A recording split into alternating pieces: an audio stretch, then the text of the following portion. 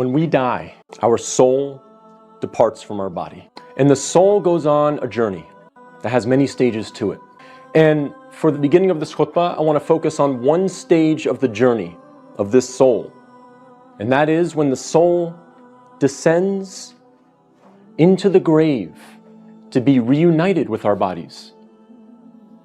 And when the soul is coming down, it witnesses the janazah, the funeral. And your body is laying there on the ground, wrapped up, getting ready to be buried. And you're descending and you're seeing this, and you're hearing it, you're experiencing it. And when the people then take your body and place it in the grave, your soul descends in there, into the grave, to be reunited with your body. And then your loved ones, your friends who were there at your janazah, they will start shoveling dirt, start picking up dirt with their hands and placing it in the grave, throwing it on top of you, and you will feel it fall on top of you. And they will do this until you are completely covered up. And you will be there in the grave, covered up, and you will have consciousness. You will be alive. Not physically, obviously, but your soul will experience this.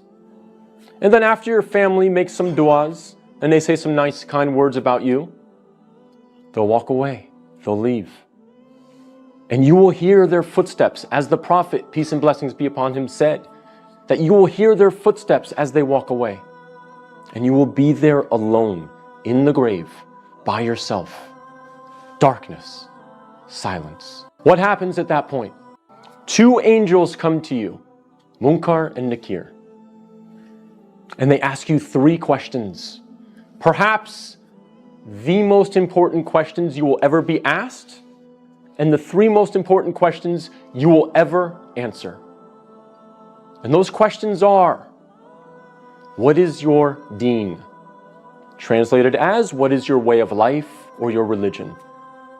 Who is your prophet? And who is your Lord? Not necessarily in that order, but those are the three questions.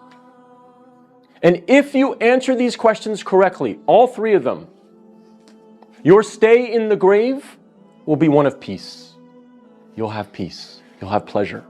Until the day of judgment, when the horn is sounded and you are raised up out of your grave. So during that time, if you answer these questions correctly, you will have peace. But if you don't answer these questions correctly, all three of them, your stay in the grave will be full of pain. So we must answer these questions correctly. But here's the problem. A lot of us say to ourselves at this point, I'm good because I'm a Muslim and I know the answers to these questions and I'll answer them correctly. This is a problem. This is called being overconfident. Because, as many of the scholars say, the answer is not given with your tongue. The answer is not given with your brain.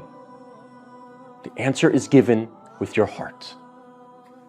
What is in your heart will come out at that moment.